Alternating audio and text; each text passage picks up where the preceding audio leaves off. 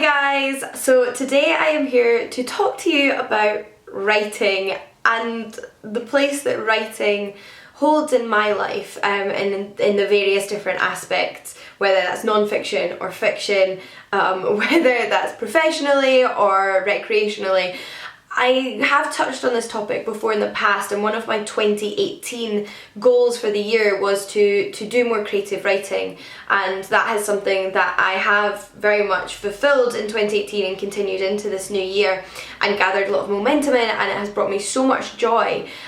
It is something that brought me so much joy from a very young age, and I've had a, on and off relationship with, and I wanted to talk a little bit more about that and how I've got back into writing and just my relationship with writing in general. But this video is very kindly sponsored by Skillshare, who I've worked with before in the past, and I will be talking a little bit more about them as I get into the video. In the meantime, however, let's just jump straight in, shall we? So if we're going to talk about writing, we should probably start at the beginning. I don't mean learning the alphabet when I was in nursery, but I mean when I first truly discovered my passion for writing. And I think I was around 7 years old, so I have this just distinct memory. I'm sure like anything, it was more of a gradual building interest as opposed to being a spark moment, which I don't think tends to be the way I work. But I do have a very vivid memory of writing a short story for my primary school class when I was 7 years old.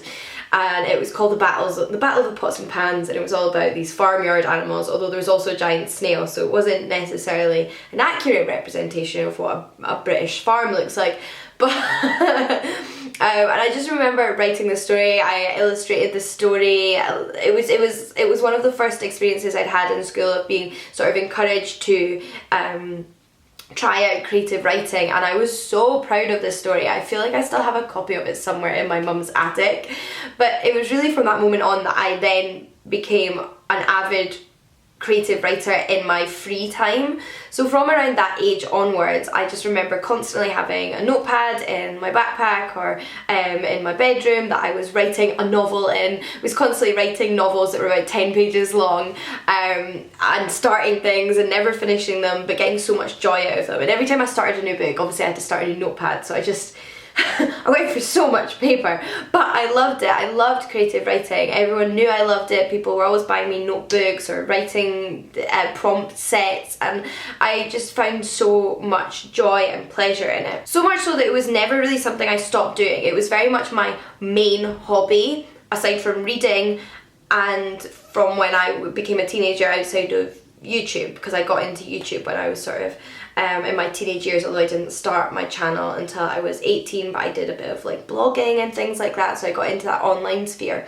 But I used to spend a lot of time on writing forums when I was a teenager, and the internet became more of a thing. The internet looks so different from what it looked like when I was a teenager, but I used to go on a lot of writing forums and engage in sort of like roleplay writing, where you would like create stories with other people, which was a lot of fun. I even loved writing for school. I would always pick the creative writing options for my exams and for my submissions when it came to my English classes when I was doing Advanced Higher English, which is sort of like the highest level of English you can do in schools in Scotland.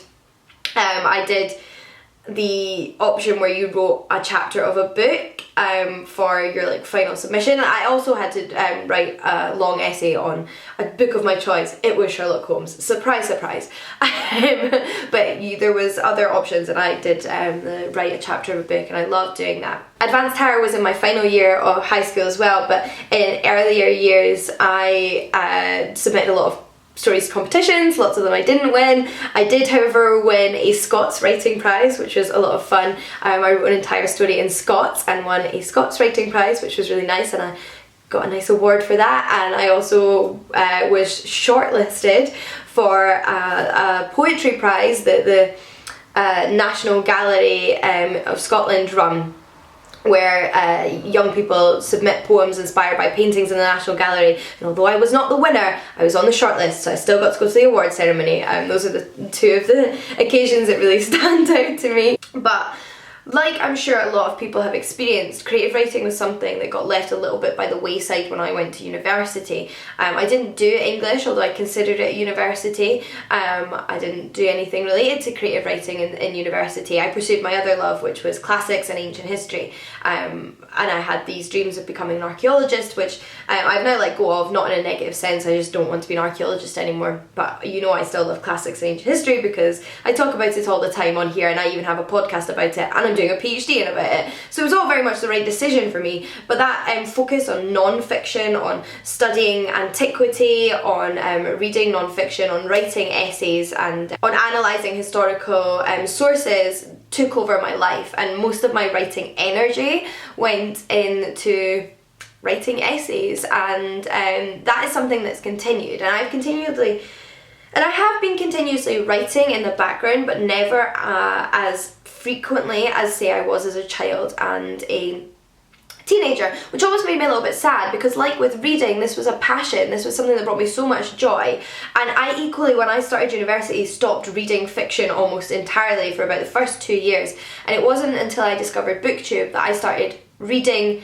regularly again outside of my university work that I rediscovered that passion. So I always knew I wanted to get back into writing. I think equally a similar time period when I discovered BookTube, I tried NaNoWriMo for the first time. So I hadn't really been doing a lot of creative writing for a couple of years. I tried at NaNoWriMo. I didn't manage the 50,000 words, but I did write a chunk of a novel that I never finished, but very much enjoyed writing. It was a high fantasy novel. And that was wonderful. But again, it didn't like remain part of my everyday life. And sometimes I feel like I can't think of myself as a writer because I don't sit down every day and write creatively. But the more I have grown and the more I have tried new things, I feel like that's not true, and that's something I want to say to all of you who enjoy writing as well. You don't have to be a published writer or somebody that gets paid to write to be a writer, or for writing to be part of your life, as long as it's something that you enjoy. And that's always what writing's been for me. And even though I haven't been doing as much creative writing in my adult years, I have been writing, and I mean writing, because not only have I been writing essays for university, I have written scripts or videos, I have written blog pieces for my own blogs, I have written blog pieces for other blogs, as well as I've got a little bit older and had more opportunities, I've written articles for like online news outlets. I have done academic writing both for classes in my undergraduate university, but I've also worked on major projects like my dissertations. I'm writing a PhD thesis, and I've written conference papers which I have delivered at conferences, equally that are now going to hopefully be published in academic volumes. So I wrote one paper in particular recently, last year, that is going to be in an academic essay collection, so it will be a published article, not for a couple of years yet. It takes a while to kind of get these things put together fully, so I will obviously let you know when that is out there. But I've also written short academic articles for projects like the Dangerous Women's Project. I've recently been contributing to the Our Mythical Childhood project, which collects together analysis of children's and young adult literature, as well as other media outlets like film that retell ancient mythology. And when my first piece has been accepted for that, although it's not gone up yet, but I will share it with you when it has. And I generally would recommend checking out the project and the website because it's such an amazing database and it's so interesting. But I have been writing, and another thing that I've done a lot of amidst my degrees is write myth retellings. I've written like short ones, I've written short stories, I've also written like paragraphs and pages just retelling little aspects of mythology, and equally worked on writing a novel about mythology, which I am not currently working on but would consider going back to, which is a retelling of the myth of Medea. And that's been something I've really enjoyed because not only has it exercised my writing muscles, but it has felt in tune with what I'm doing elsewhere in my life. It helps me gain new perspective on the material I'm working with, and it shows the kind of beautiful skill that creative writing is and what it can offer you in your life. But equally, like I mentioned, I have made creative writing a much larger priority in my life of late. So I really got back into creative writing in 2017.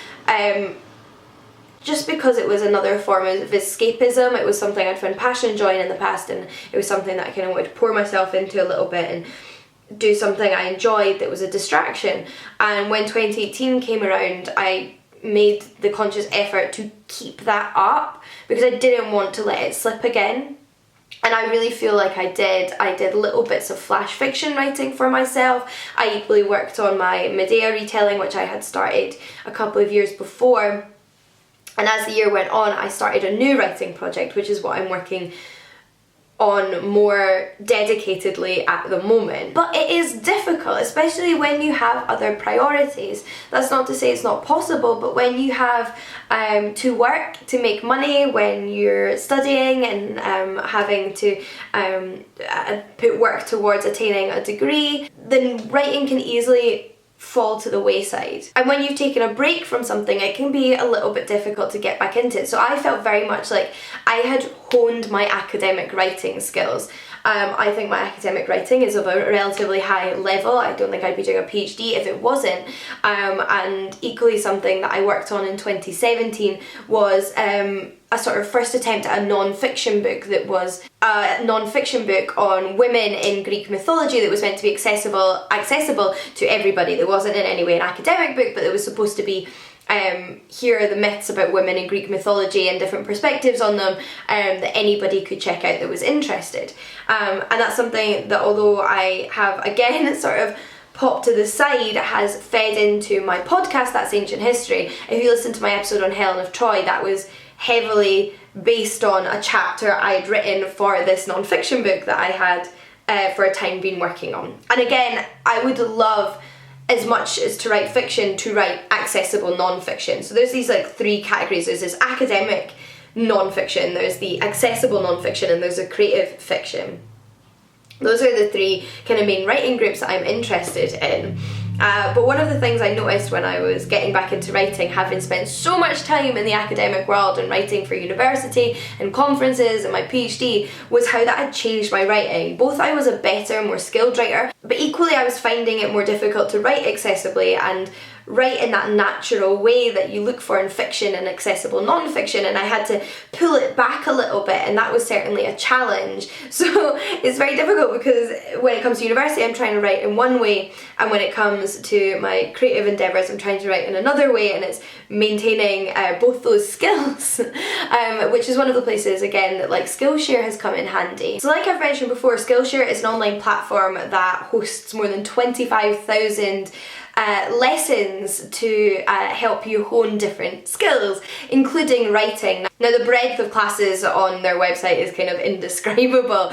Before I've recommended lessons on knitting and starting a podcast, but in particular something that I think you'll find a lot of that's really helpful is writing advice. So there are classes on how to write, how to get into writing, kind of balancing your time, which can be equally important when you're writing, videos that will give you writing prompts and inspiration from experts that I find very valuable. And when you join Skillshare, you have unlimited access to all of their classes, so you can find what's right for you through trial and error and maybe push your boundaries a little bit. There is a free option or a premium option, and the premium option costs less than $10 a month if you subscribe annually, and I actually have a link down below that you can click on which gives you your first 2 months for free. So the first 500 people to use that link, 2 months for free. Why not? Why not give it a try? I find it very, very fun and helpful. And sometimes it's just that little bit of inspiration or push that you need to get back into something you have enjoyed in the past or think you would enjoy, or just grow in your passion, then I think this is the perfect place to do it. But like I said, I have been getting very much back into that creative writing, and like I mentioned at the end of last year I started a new project which I'm really, really enjoying, and as part of that project things I've been doing is going to actual writing groups. I've not been to tons, but I have had a chance to join some online writing groups and go and meet up with them in person. Similarly, if you take part in things like NaNoWriMo and Camp NaNoWriMo, there's often local groups that meet up that you can go and sit in like cafes or libraries and just work together and have that kind of solidarity around you, which I really appreciate, as well as people you can exchange your writing with and get a little bit of feedback from, which I really appreciate. The novel that I'm currently working on is a high fantasy novel. I'm going back to my original love, my original writing passion, which has always very much been high fantasy. And I have been thoroughly enjoying writing this project because I have done something that I don't tend to do, and that is to write it chronologically. Now, I know this probably won't make sense to some people who always think, of course you write chronologically, but I have always been a bit more of a disorganised writer in that I will write down what is in my head. So if I think of a passage from chapter 5, I'll write that down before I've written chapter 4, and then I have to tie it together, which in some ways can be helpful because I'm just getting out my words. In other ways can make it kind of erratic when I'm trying to tie it all together. So I challenged myself to write this work entirely linearly. So I started with chapter 1. I'm currently on chapter 13, I think. I've written about 27,000 words, and I have been writing each chapter from beginning to end, even if it means kind of pushing through a kind of stiff bit where I'm not sure exactly what should happen here. I've just forced myself to keep writing, which I feel like is very much in the spirit of something like NaNoWriMo, which is National Novel Writing Month, that prioritises writing anything, and I completely agree with that mentality. I think whatever you're writing, you're honing your skills. Even if what you are writing isn't very good, you're still practicing, and how are you going to get better if you just wait for the perfect words to appear in your head without working at it? So I have been writing from beginning to end, through the nitty-gritty, pushing myself, and because of that I think it's been going really well, and I already want to go back and change certain things, elaborate on certain things, but I am very conscious that I will not go back and edit anything unless I've changed somebody's name, say, until I have gotten to the end. And my friend Jill has very, very kindly been reading the chapters as I've been writing them, which is wonderful to have somebody that will do that for you. And she's a big fan of high fantasy, so every time I finish a chapter I send it to her, and every now and then she'll be like, when's my next chapter? And I'll be like, I'm working on it, it's coming to you soon. So having that kind of audience to give me genuine feedback as well. She's very much pointed out to me areas where that's not clear, you need to expand that, I want to know more here, and that's been really helpful. But she's also been a bit of a cheerleader, which is equally helpful and supportive. So that's been wonderful, and I'm so enjoying this challenge that I have set myself. And one of the things I said in my 2019 goals is that I would like to finish a draft of this entire story by the end of the year. I have an idea of where it's going, although I'm writing it chronologically. I've certainly thought about the future of the novel and the future plot and character arcs. I'm just waiting till I get there and making sure they fit in naturally. But I would like to complete that in its entirety by the end of the year. I would find that so satisfying, regardless of what happens in the future. I am not just writing this book in the hopes of getting a publishing contract, although I'm sure most writers hope to be published one day. I'm writing this for joy, and if the only person that ever reads it is Jill, then I will be okay with that, and I will keep writing. And it's so wonderful to be doing something like that. I think it's wonderful to rediscover passions and hobbies that you've had in the past that maybe life has caused you to push to one side. For those of you who will probably ask, my current high fantasy novel does have dragons in it. I know you would have been wondering that, and of course it does. But I would love to hear from you who enjoy writing, whether you enjoy writing poetry, whether you enjoy writing fiction, non-fiction, whether you've enjoyed writing in the past but have not been keeping up with it of lately. Tell me about your writing journeys, because I think talking about this out loud is one of the most inspiring things to keep us all at it and to keep us pursuing that, and to keep me on track with my writing. I did share some of this novel on my Patreon page if you're one of my Patreons, but it was very much a rough draft of the first chapter, so